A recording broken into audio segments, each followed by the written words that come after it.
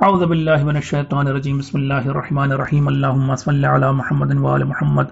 مومنین سلام علیکم، میں ہوں سید شاہد حسین میسم نہروی اور پروگرام ہے کام کی بات۔ 11واں پارہ شروع کرتا ہوں۔ توبہ 95۔ جو منافق جنگ میں نہ جانے کے بہانے تلاش کرتے ہیں وہ دراصل نجس یعنی پلید ہیں۔ یہاں پر رجس کا لفظ استعمال ہوا یعنی پلید اور گندے ہیں۔ توبہ 97۔ کچھ دیہاتی عرب پکے کافر اور منافق ہیں۔ اور پھر فوراً ہی 99 میں کہا جا رہا ہے کہ کچھ دیہاتی عرب ایسے بھی ہیں جو اللہ اور رسول کو مانتے ہیں، یعنی قرآن ہمیشہ بیلنسڈ ویو پیش کرتا ہے۔ توبہ آیت نمبر 100۔ شروع کے مہاجرین اور انصار اور وہ افراد جنہوں نے بعد میں ان دو گروہوں کی اچھی طرح پیروی کی، ان سب سے اللہ راضی ہو گیا اور وہ اللہ سے راضی ہو گئے۔ بات دراصل یہاں یہ کہی جا رہی ہے کہ جن لوگوں نے ہجرت کی تھی، مکے سے مدینے آئے تھے، وہ مہاجرین تھے۔ جن لوگوں نے ان کا استقبال کیا تھا، انہیں اپنے گھروں میں جگہ دی تھی، وہ انصار تھے۔ اور پھر شروع کے وہ لوگ کہ جنہوں نے ان دونوں گروہوں کی پیروی کی، انہیں ہم لوگ تابعین کہتے ہیں، ان سب سے اللہ راضی ہو گیا۔ یہ اس آیت میں کہا جا رہا ہے۔ توبہ 101۔ اے مسلمانوں، تمہارے آس پاس کے عرب دیہاتیوں میں سے بہت سے منافق ہیں، اور مدینے کے رہنے والوں میں بھی کچھ ایسے ہیں جو منافقت پر اڑے ہوئے ہیں۔ منافق آپ جانتے ہیں، اندر سے کچھ اور باہر سے کچھ، اندر سے کافر باہر سے مسلمان۔ تو اب قرآن کہہ رہا ہے کہ تم انہیں نہیں جانتے مگر اللہ انہیں جانتا ہے، یعنی مدینے میں بہت سے لوگ منافق تھے، اور سورہ منافقون بھی قرآن میں آیا ہے۔ توبہ 102۔ مسلمانوں میں کچھ ایسے بھی ہیں جنہوں نے اپنے اچھے اعمال کو برے اعمال کے ساتھ ملا دیا ہے، مگر اب انہیں اپنے گناہوں کا احساس ہو گیا ہے تو جلد ہی اللہ بھی ان کی توبہ قبول کر لے گا۔ پھر یہاں پر چھوٹا سا قصہ بیان کرنا پڑے گا۔ یہ آیت اصل میں 3 لوگوں کے بارے میں آئی ہے، جناب ابو لبابہ، جناب ثعلبہ ابن ودیعہ اور جناب اوس ابن خزیمہ۔ یہ 3 لوگ جنگ تبوک میں شرکت کرنے کے لیے نہیں گئے، بعد میں یہ پچھتائے اور انہیں اپنی غلطی کا احساس ہو گیا۔ پیغمبر جب تک لوٹتے تبوک سے، تب تک ان لوگوں نے اپنے کو باندھ دیا ستون سے، کھمبے سے، کہ جب تک ہماری توبہ نہیں قبول ہوگی تب تک ہم اپنے کو کھمبے سے نہیں کھلوائیں گے۔ آخر میں یہ آیت نازل ہوئی اور اللہ نے ان کی توبہ قبول کر لی۔ البتہ جناب ابو لبابہ کے بارے میں ایک اور قصہ بھی موجود ہے کہ وہاں پر بھی توبہ سے متعلق ایک قصہ ہے۔ توبہ 103۔ اے محمد، آپ ان مسلمانوں کے مال میں سے تھوڑا مال لے لیجئے جو اچھے کاموں کو کرنے کے بعد کچھ غلطیاں کر بیٹھتے ہیں اور بعد میں انہیں پچھتاوا ہو رہا ہے۔ ایسا کر کے آپ انہیں پاک کر دیں گے اور صحیح راستے پر لگا دیں گے۔ اور اے محمد، آپ ان کے لیے دعا بھی کر دیجئے، کیونکہ آپ کی دعا ان کے لیے سکون کی وجہ بنتی ہے۔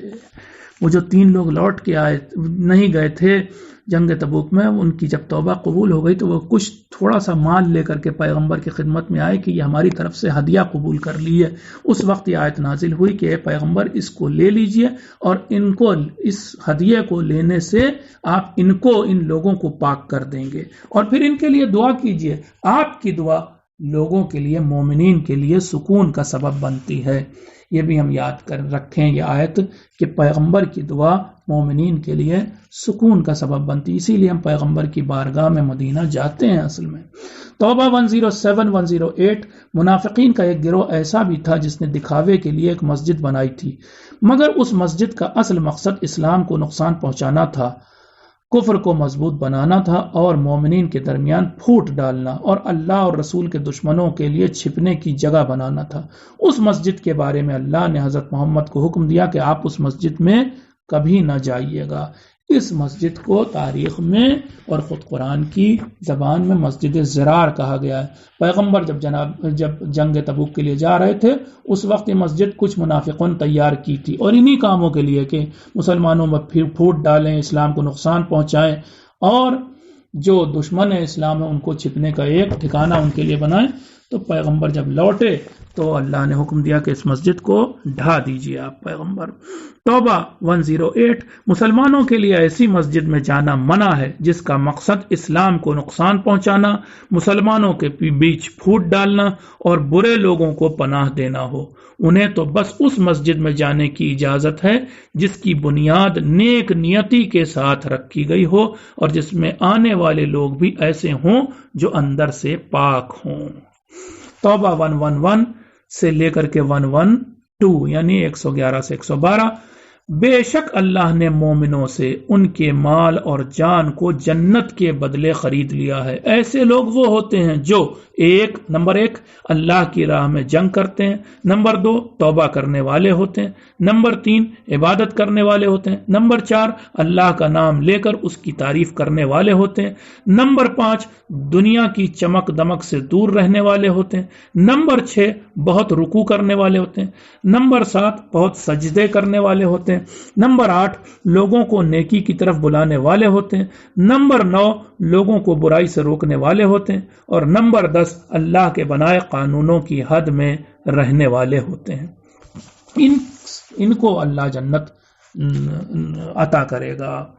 तौबा 113, ना तो नबी के लिए और ना ही मोमिनीन के लिए मुनासिब है कि वह मुशरिकों के लिए मगफिरत की दुआ करें, यानी ना तो नबी के लिए ये बात सही है और ना ये मोमिनीन के लिए कि वह मुशरिकों और काफिरों के लिए अल्लाह से माफ़ी की दुआ करें कि अल्लाह उन्हें माफ़ कर दे।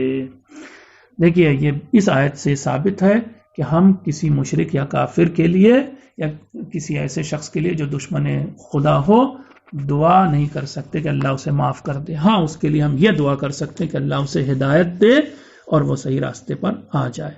तौबा 119, ऐ मोमिनो अल्लाह से डरो और सच्चे लोगों के साथ हो जाओ। बड़ी मशहूर आयत है जो अक्सर मजलिसों में पढ़ी भी जाती। तौबा 120, जिहाद के लिए तमाम मोमिनों का घर से निकल पड़ना हरगिज मुनासिब नहीं, बल्कि उनमें से एक गिरोह ऐसा भी होना चाहिए जो घर से इसलिए निकले कि दीन का इल्म गहराई से हासिल करे, फिर जब वो पलट कर वतन आए तो अपनी बस्ती वालों को अल्लाह के अजाब से डराए और जिसके नतीजे में शायद वो लोग बुराई से बच जाएं। कुल मिलाकर के कुरान ये कह रहा है कि कुछ लोग तो जिहाद करने जाएं और कुछ लोग इल्म दीन हासिल करने जाएं। आज जब कुछ लोग इल्म दीन हासिल करने के लिए मदारिस में या हौज़े में या हौज़े इल्मिया क़ौम में या हौज़े इल्मिया नजफ़ में जाते हैं तो लोग एतराज़ करते हैं कि ये तो बेकार का काम है। देखिए ये कुरान की आयत यानी तौबा की आयत नंबर 120 यही कह रही कि कुछ लोग तो जिहाद करने जाएं और जिहाद के बराबर की जिम्मेदारी है इल्म दीन हासिल करना। तौबा 128, ऐ लोगों तुम्हारे पास एक ऐसा आदमी यानी हज़रत मोहम्मद सल्लल्लाहु अलैहि वसल्लम अल्लाह का पैगंबर बनकर आ चुका है जो तुम ही में से है। जान लो कि अगर तुम्हें कोई तकलीफ पहुंचती है तो उसे बड़ा दुख होता है, वह तुम्हारी भलाई का बड़ा आरजूमंद है और मोमिनीन पर खास तौर से मेहरबान है। आप इसी से समझ सकते हैं कि पैगंबर अपनी उम्मत को कितना चाहते थे कि जब उम्मत वालों को कोई तकलीफ पहुंचती थी तो पैगंबर को बड़ा दुख होता था। आज भी अगर हमें कोई तकलीफ पहुंचती है तो पैगंबर को दुख होता है, वो हम पर बड़े मेहरबान है। यूनुस नया सूरा नंबर 10 आयत नंबर 2, क्या ये बात लोगों के लिए बहुत ताज्जुब वाली है कि अल्लाह ने उन्हीं में से एक के पास अपनी वही भेजी, यानी एक खास पैगाम जो वो अपने पैगंबरों के पास भेजता है। इसमें कौन से ताज्जुब की बात है कि एक इंसान ही अल्लाह का नबी है। यूनुस आयत नंबर 5, अल्लाह ने सूरज को ज़िया बनाया और चांद को नूर बनाया। अगर आप जाकर देखें तो ज़िया का मतलब ये होता है वो चीज़ जो लाइट इमिट करती है, अपने अंदर से नूर निकालती है, और नूर का मतलब ये होता है कि वो इमिट करने वाली चीज़ ना हो बल्कि लाइट उस पर पड़ रही हो। इसी से पता चलता है कि सूरज लाइट इमिट करता है, नूर निकालता है, और चांद पर सूरज की रोशनी पड़ती है। 1400 साल पहले कुरान ने बता दिया था कि सूरज की रोशनी उसकी अपनी है, चांद की रोशनी उसकी अपनी नहीं है। यूनुस आयत नंबर 6, बेशक दिन और रात के आने जाने और उन चीज़ों में जो अल्लाह ने आसमानों और ज़मीन में पैदा की हैं ان لوگوں کے لیے بہت سی نشانیاں ہیں جو تقوی رکھتے ہیں، یعنی پاک دل رکھتے ہیں اور سچائی کو قبول کرنے والے ہوتے ہیں۔ یونس آیت نمبر 7 سے 8، جو لوگ موت کے بعد اللہ سے ملاقات کی امید نہیں رکھتے اور بس اسی دنیا کی زندگی سے خوش اور مطمئن ہو جاتے ہیں، اور اسی طرح وہ لوگ جو اللہ کی نشانیوں سے غافل رہتے ہیں، ان کا ٹھکانہ جہنم ہوگا۔ یونس آیت نمبر 12، انسان پر جب کوئی مصیبت آتی ہے تو وہ اٹھتے بیٹھتے اللہ کو پکارنے لگتا ہے، مگر جیسے ہی اللہ اس کی مصیبت کو ٹال دیتا ہے وہ اللہ کو بھول جاتا ہے، ایسا بن جاتا ہے کہ جیسے اس نے اللہ کو کبھی پکارا ہی نہ تھا۔ یہ دیکھیے اکثر ہم ایسا کرتے ہیں، اور یہی بات ابھی آگے چل کے آیت نمبر 22-23 میں بھی آئے گی کہ لوگ جب کشتی میں سوار ہوتے ہیں تب وہ جب کشتی بھنور میں پھنستی ہے، ناؤ بھنور میں پھنستی ہے تو خوب اللہ کو پکارتے ہیں، لیکن جیسے ہی اللہ انہیں کنارے تک پہنچا دیتا ہے اس ناؤ کو تو پھر اللہ کو بھول جاتے ہیں۔ یونس آیت نمبر 13، اللہ نے بہت سی قوموں کو اس لیے ہلاک کر دیا کیونکہ وہ ظلم کیا کرتی تھیں۔ یونس آیت نمبر 15، قرآن کی سخت باتیں دیکھ کر لوگوں نے حضرت محمد سے کہا کہ اگر آپ اس قرآن کی جگہ کوئی دوسرا قرآن لے آئیے یا پھر اسے تھوڑا سا بدل دیجئے تو ہم اسلام قبول کر لیں گے۔ اللہ نے پیغمبر سے کہا، اے محمد ان سے کہہ دیجئے کہ مجھے اپنی طرف سے اس میں تبدیلی کرنے کا کوئی اختیار نہیں ہے، میں تو صرف وہ کام کرتا ہوں جس کا حکم مجھے اللہ کی طرف سے دیا جاتا ہے۔ یعنی پیغمبر کو بھی یہ اختیار نہیں تھا کہ وہ قرآن میں کوئی تبدیلی یا امینڈمنٹ کریں، چینج کریں۔ ایک بات اس سے اور ثابت ہوتی ہے کہ یہ قرآن اللہ کی کتاب ہے، کیونکہ آج بھی دیکھیں آپ دنیا میں قانون ہے کہ جو کتاب اگر مان لیے یہ کہ ایک کتاب میں نے لکھی ہے تو اس کتاب میں چینج کرنے کا یا امینڈمنٹ کرنے کا آپ کو حق نہیں ہے، کیونکہ آپ آتھر نہیں ہیں، لکھنے والے نہیں ہیں، لیکھک کو، آتھر کو حق ہوتا ہے۔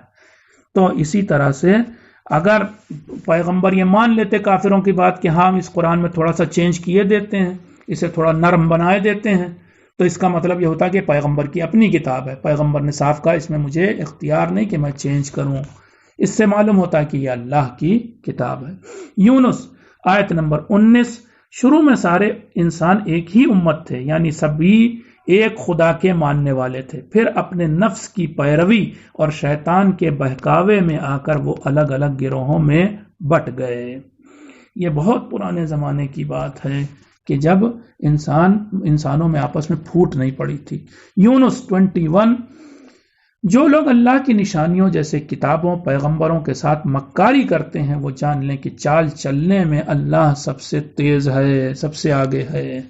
اکثر آپ لوگ آیت بھی پڑھتے ہیں کہ وَمَكَرُوا وَمَكَرَ اللَّهُ وَاللَّهُ خَيْرُ الْمَاكِرِينَ، اللہ سب سے بہتر مکر کرنے والا۔ یہاں پر مکر کا مطلب وہ مکاری نہیں کہ جو ہم اردو میں سمجھتے ہیں، یعنی کفار، کافر، دشمنان اسلام اپنی چالیں چلتے ہیں، اپنی سازشیں کرتے ہیں، اور اللہ اپنی چال چلتا ہے۔ اس کی چال کیا ہوتی؟ بڑی گہری چال ہوتی، بڑے بڑے گھمنڈیوں کو وہ دھول چٹا دیتا ہے۔ آج دیکھ رہے ہیں ہم کہ دنیا میں کتنے بڑے بڑے حاکم، حکمراں کہ جن کو بڑا گھمنڈ تھا اپنی طاقت کا، وہ کس طرح سے دھول چاٹ رہے ہیں اور کس طرح سے ذلیل و خوار ہو رہے ہیں۔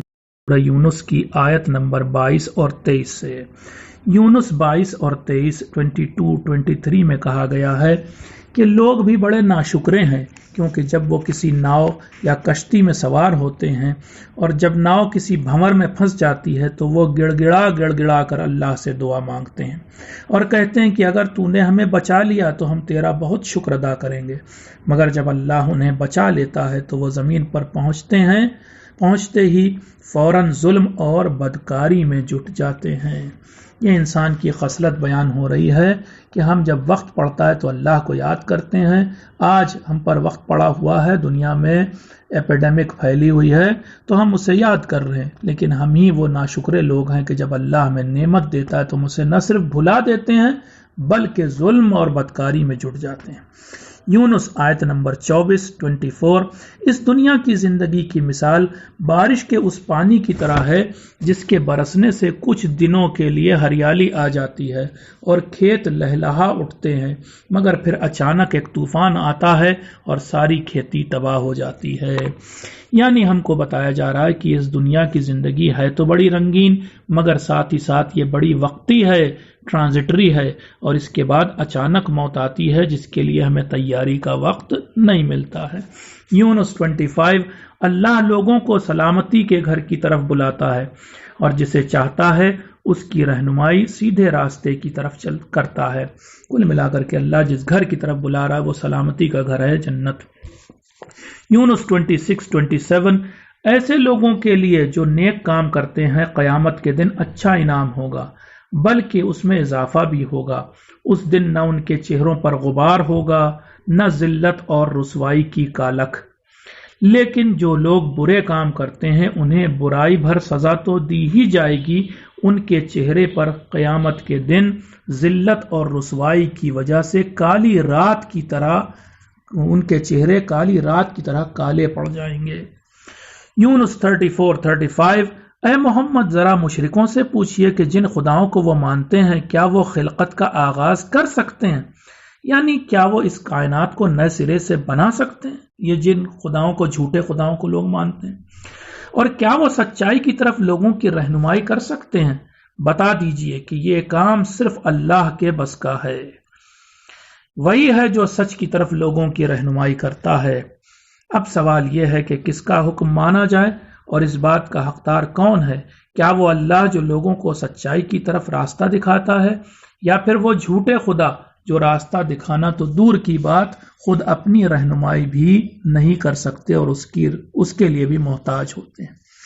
یونس 36 دنیا کے زیادہ تر لوگ صرف اپنے گمان اور اندازوں پر چلتے ہیں، حالانکہ گمان اور اندازہ انسان کا ذرا بھی بھلا نہیں کر سکتا۔ یاد رکھیے دنیا کا زیادہ تر علم جسے نالج کہا جا رہا ہے، حالانکہ وہ نالج نہیں، انفارمیشن ہے، وہ سب کے سب گیس ہے۔ کوئی بھی چیز انسان کو پکے طور سے نہیں معلوم ہے۔ آپ کسی بھی جگہ سے شروع کیجئے، فزکس کی دنیا ہو، کیمسٹری کی دنیا ہو، یا یہ کہ میڈیکل سائنسز ہوں، انسان کے جسم اور بیماریوں یا پھر اور ساری چیزوں کے بارے میں بالکل یقین سے کچھ بھی نہیں وہ بتا پاتے ہیں۔ ان کا علم صرف اور صرف گیس پر چلتا ہے۔ یونس 37 سبھی لوگ جان لیں کہ یہ قرآن من گڑھت کتاب نہیں، بلکہ یہ تمام جہانوں کے رب کی طرف سے آئی ہوئی ایک سچی کتاب ہے۔ یونس 38 اے محمد کیا لوگ آپ سے یہ کہتے ہیں کہ اس قرآن کو آپ نے گڑھ لیا ہے، اپنے سے بنا لیا ہے؟ تو ان سے کہہ دیجئے کہ پھر تم بھی اس قرآن کے سوروں جیسا ایک سورہ لے آؤ۔ اگر تم لے آئے سورہ تو اس سے ثابت ہو جائے گا کہ انسان ایسی کتاب بنا سکتا ہے، اور اگر ایسی کتاب انسان بنا سکتا ہے تو پھر یہ بھی ثابت ہو جائے گا کہ یہ کتاب نعوذ باللہ حضرت محمد کی بنائی ہوئی گڑھی ہوئی کتاب ہے۔ لیکن نہ تو تم سورہ لا پاؤ گے، نہ یہ ثابت ہو پائے گا۔ تو کل ملا کر کے ثابت یہ ہوتا ہے کہ یہ قرآن اللہ کی بھیجی کتاب ہے۔ یونس 41 اے محمد اگر لوگ آپ کو جھٹلائیں تو ان سے کہہ دیجئے کہ میرا عمل میرے ساتھ ہے اور تمہارا عمل تمہارے ساتھ ہے۔ یہاں تک تو آیت تھی۔ میں آپ سے پوچھتا ہوں کہ اس آیت کو پڑھنے کے بعد کیا کوئی انسان یہ کہہ سکتا ہے کہ اسلام زور زبردستی سے پھیلا، تلوار سے پھیلا؟ یہاں تو کہا جا رہا ہے تمہارا عمل تمہارے ساتھ، میرا عمل ہمارے ساتھ، تو اس میں کہاں پر زور زبردستی ہے؟ یونس 42 اے محمد ان لوگوں میں سے کچھ ایسے بھی ہیں جو بہت دھیان سے آپ کی باتوں کو سنتے ہیں مگر پھر بھی نہیں مانتے، کیونکہ یہ بہرے ہیں، اور آپ بھلا بہروں کو اپنی بات کیسے سنا سکتے ہیں جبکہ وہ عقل بھی نہیں رکھتے۔ یونس 45 قیامت کے دن جب اللہ لوگوں کو جمع کرے گا تو انہیں محسوس ہوگا کہ دنیا کی زندگی ایک پل کے سوا کچھ بھی نہیں تھی۔ بہت دور کی بات قیامت کی چھوڑیے، مجھے اکثر احساس ہوتا ہے کہ جو زندگی ہم جی چکے وہ کیا تھی، ایک بس 5-10 منٹ کی ایک زندگی تھی شاید، کہ ایک چھوٹا سا ویڈیو ٹیپ تھا، اگر پلے کر دیا جائے تو ختم۔ یونس 45 قیامت کے دن جب اللہ لوگوں کو معاف کیجیے گا، یونس 45 قیامت کے دن لوگ ایک دوسرے کو پہچان رہے ہوں گے، اور میں یہاں پر کہتا ہوں کہ یہ چیز مزید رسوائی کا سبب بنے گی کہ پہچان بھی رہے ہوں گے اور کیا حالت ہوگی یہ آپ جانتے ہیں۔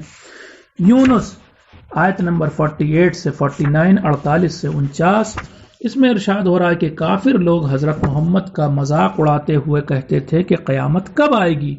تو اللہ نے حضرت محمد سے کہا کہ ان سے کہہ دیجئے کہ مجھے اس کا علم نہیں، میں تو اپنا نفع نقصان بھی بس اتنا ہی کر سکتا ہوں جتنا اللہ چاہے۔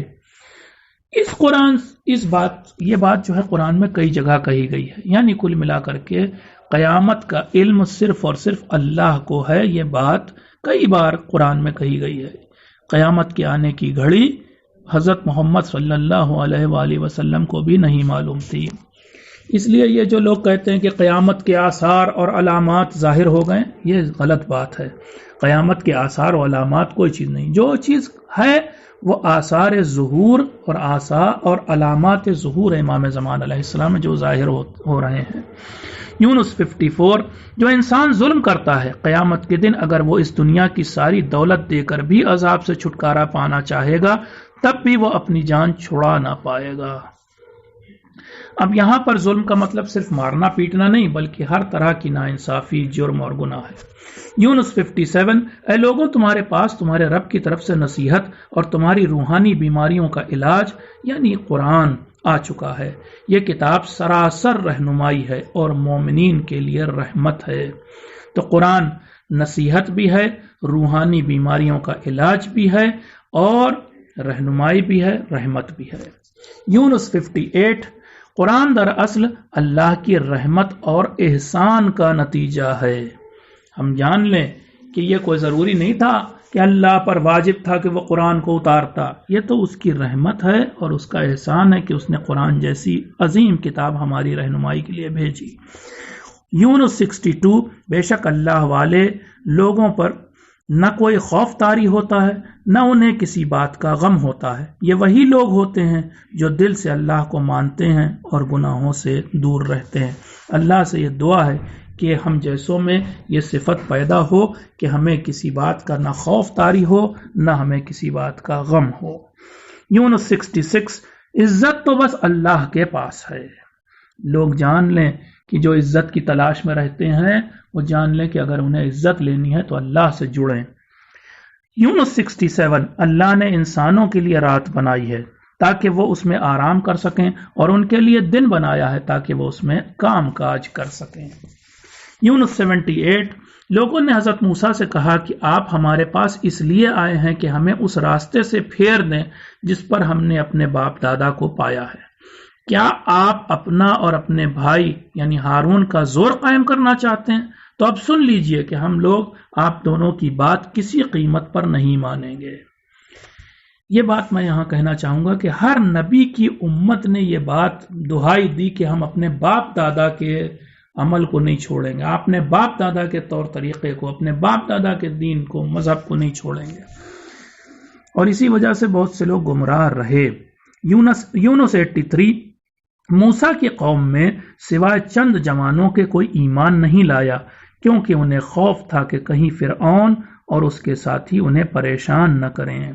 اس سے یہ پتہ چلتا ہے کہ لوگ ڈر کی وجہ سے بھی کبھی کبھی راہ حق سے دور رہ جاتے ہیں۔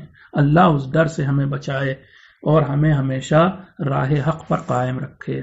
یونس 87، اللہ نے موسیٰ اور ہارون کو حکم دیا کہ وہ اپنی قوم کے لیے مصر نامی شہر میں گھر بنائیں، وہ بھی اس طرح کہ وہ تمام گھر آمنے سامنے ہوں اور پھر نماز قائم کریں۔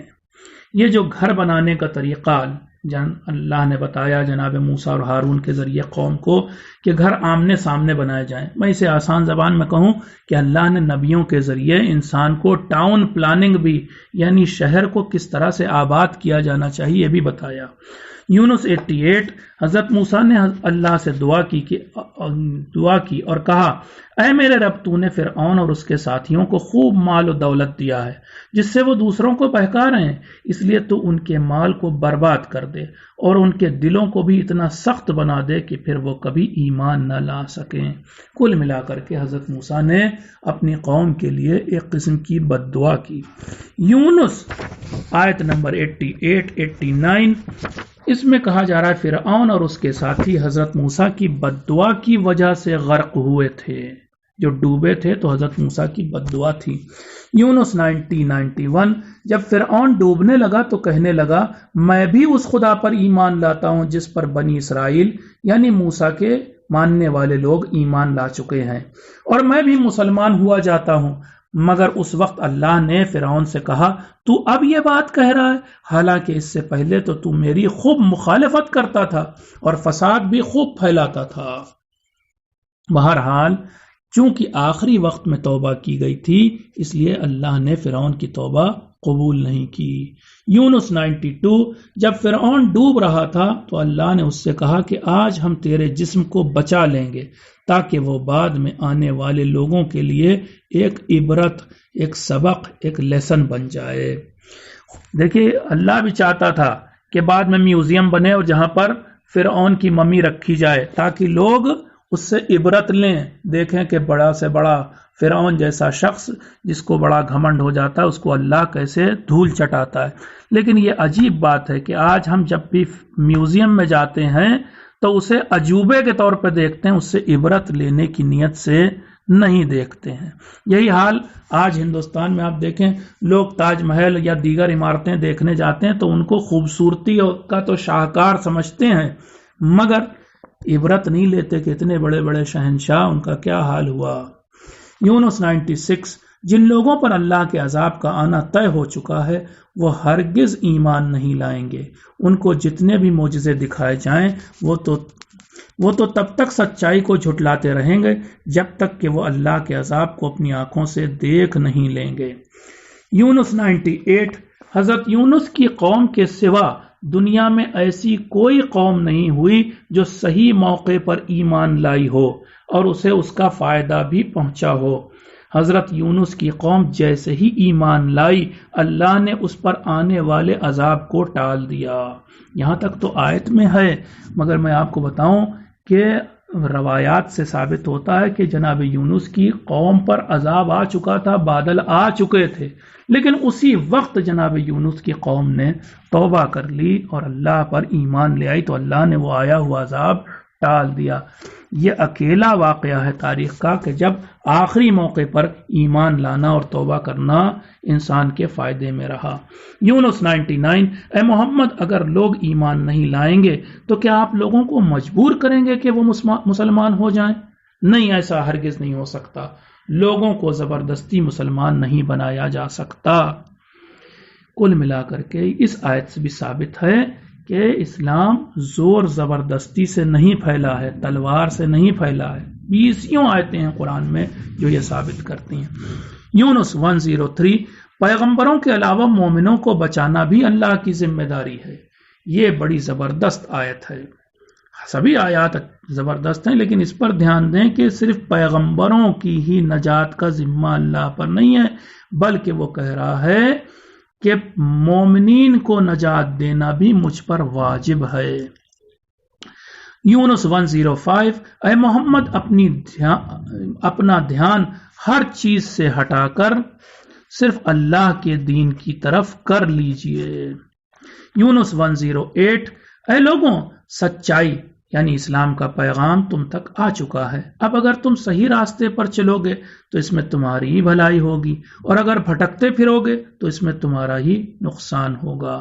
پھر سے دیکھیے کہا جا رہا ہے کہ سچ کا پیغام آ چکا ہے، اپناؤ گے تو فائدہ ہوگا، نہیں اپناؤ گے تو نقصان ہوگا۔ کہاں زور زبردستی کی جا رہی ہے اسلام کو پھیلانے میں؟ کہاں اسلام کہہ رہا ہے کہ تمہیں ماننا ہی پڑے گا؟ تو کہیں پر بھی اسلام میں ہم نے تو نہیں دیکھا کہ کہیں زور زبردستی پائی جاتی ہو۔ ہود اگلا سورہ ہے یعنی 11واں سورہ، اس کی آیت نمبر 3 کو میں نے چنا ہے۔ اے لوگوں اپنے رب سے معافی مانگو اور اس کی طرف توجہ کرو، نتیجے میں وہ تمہیں ایک طے وقت تک یعنی اس دنیا کی زندگی میں اچھی اچھی نعمتیں دے گا، وہ تو نیکی کرنے والوں پر اپنا کرم کرتا ہی ہے۔ اس کا مطلب یہ ہوا کہ اگر ہم اللہ سے معافی مانگ لیں اور اللہ کی طرف پورے طور سے توجہ کریں تو اللہ ہمیں اچھی اچھی نعمتیں دے گا اور ہمیں معاف بھی کر دے گا، ہم پر کرم بھی کرے گا۔ یہ آیت بتاتی ہے کہ دین کا فائدہ صرف آخرت میں نہیں ہوگا، اس دنیا میں بھی اگر ہم اللہ کو مانیں گے، اللہ کی طرف توجہ کریں گے، اپنے گناہوں سے معافی مانگیں گے تو اس دنیا میں بھی ہمیں دین کا فائدہ ہوگا۔ یہاں تک آج کی بات تھی، کل انشاءاللہ 12واں پارہ شروع کریں گے۔ تب تک کے لیے میں آپ سے التماس دعا کہتا ہوں۔ والسلام علیکم ورحمۃ اللہ وبرکاتہ۔